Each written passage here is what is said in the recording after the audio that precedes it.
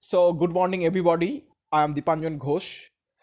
Today, I want to discuss the NEET-based, that is the NCERT-based discussions of the next part, that is about animate tissue. So, whenever any NEET aspirants we take PPR, so how do they prepare? How do they think about any topic? I have just discussed to my class. So today I want to discuss the chapter structural organization in animals, and in the preceding chapter, you came across in a large variety of organisms, both unicellular and multicellular of the animal kingdom. And in unicellular, we have read about the digestion, respirations. But today we want to discuss about the animal tissue. And if we go to the structure of the cells, we see that there is a variety of cells presence. So therefore, the animal tissues have been classified into four category: epithelial tissue, epithelial tissue, connective tissue, muscular tissue, and neural tissue.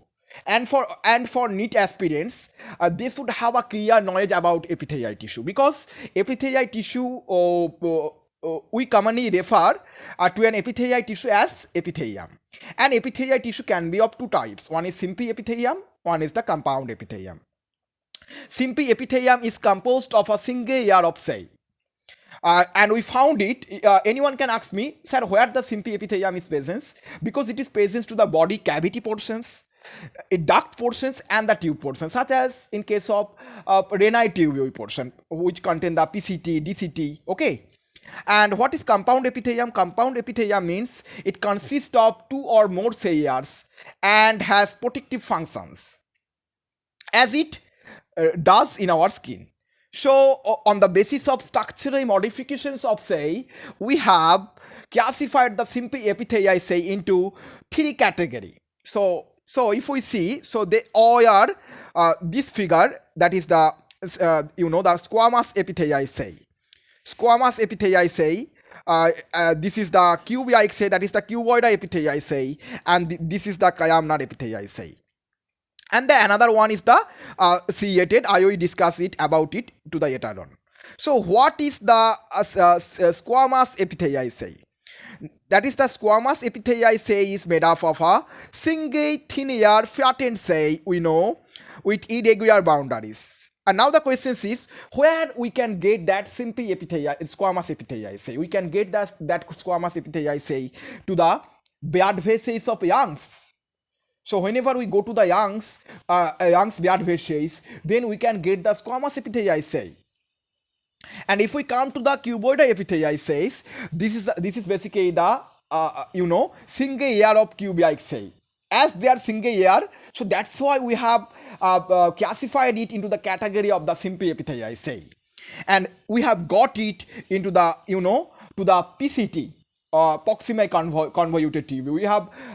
We know that the kidney contain Mappigian corpuscles as well as the renal tubule. So the first part of the renal tubule is the PCT, and that proximal convoluted tubule of nephron in the kidney, we have got such type of cuboidal epithelial cell. And the columnar epithelial cell, if we go to the structure of, so this is this is the squamous epithelial cell, this is the cuboid cell. So this is cuboid cell, this is found to the PCT, to the PCT. This is found to the lungs, this is found to the PCT, proximal convoluted tubule. This is found to the this is found to the stomach and intestine. So stomach and intestine, and so that's why the columnar epithelial cell is associated with the functions of the secretion and absorptions, because stomach is associated with digestions and intestine is associated with absorptions, and they contain the nuclei to their base portions, and this is columnar sepate, that is the cylindrical sepate. So this is called the columnar epithelial cell.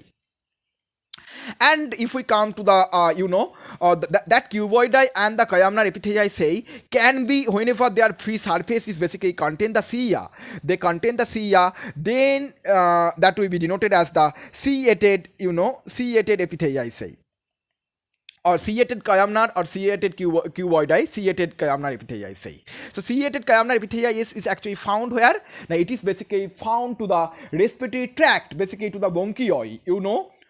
As our nasal hair gives the primary, the first line of physical barrier to the body, such type of, whenever the cilia will be present, that cilia helps to the move.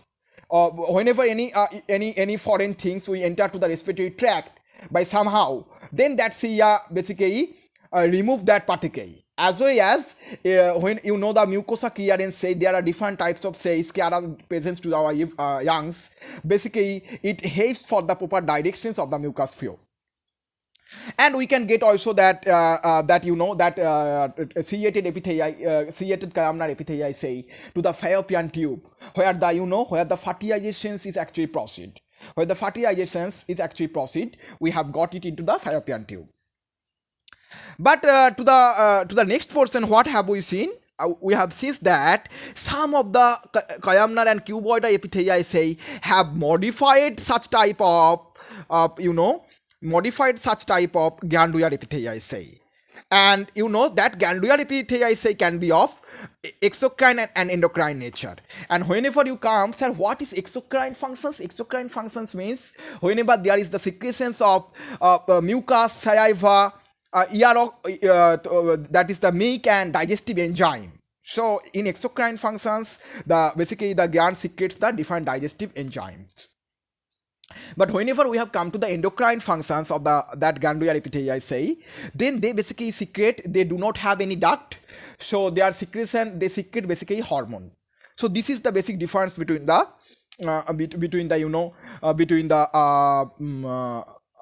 exocrine and endocrine functions of the epithelium say. And you know that columnar epithelium say have been modified for that particular specialized functions. That is the secretions and absorption. That is the functions of secretion. Secretions of digestive enzyme, which is denoted the exocrine functions, and the secretions of hormone, which is denoted the functions of the endocrine functions. And this is the figure of that. This is the figure of that. And now I want to discuss what we see that in the epithelium say there are different type of junctions, tight junctions, adherent junction, and gap junctions. And we have mentioned tight junctions means if there is neither any gap or anything can pass out through that junctions, then that will not permit any substance that stops the substance to penetrate, to pass through that pH. So that's why they are tight. The junctions are tight junctions. Adhering junctions mean it adhere to neighboring cells by cementing activity and remain together. So this is the adhering junctions. What is the gap junctions? Gap junctions is the cytoplasmic bridge between two juxtapository animal say, by which obviously it is epithelial say, juxtapository two epithelial say, by which ion can transfer rapidly. Transportations of ion can possibly, some small molecules and big molecules can be transported from that through that gap junctions. So this is all about the junctions of tight junctions, adhering junctions, and gap junctions which present to the epithelial cell. And if I now discuss about the connective tissue, so now the question is why connective tissue? Because they are named connective tissue because of their special functions of linking and supportive other tissues or organs of the body. So this is very essential, so they are basically specialized type of tissue, and the modification is such as cartilage to bone to adipose tissue to blood. But cartilage, bone, and adipose, they contain the collagen fiber. That is, we know the fiber is actually come out. So whenever you go through that figure, so this is, you can see that this is the collagen fiber. This is the collagen fiber. How do the fiber is actually come out? And due to that fiber, they give the flexibility, they give the elasticity, they give the strength to the tissue. And this is fibroblast and macrophage is also present. We see. And this is the adipose tissue fat storage area, and this is collagen fiber. But in that figure, what is actually presented? This is the regular dense pattern of dense regular tissue, dense connective tissue, and this is the irregular pattern of connective tissue.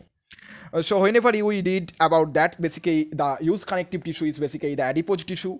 But whenever we have come to the dense connective tissue, then bone, whenever there is a junctions between two bone, that is the tendon, which is called the tendon. There we have got the dense connective tissue. That is the fibers and fibroblasts are compactly packed in the dense connective tissue. Thank you.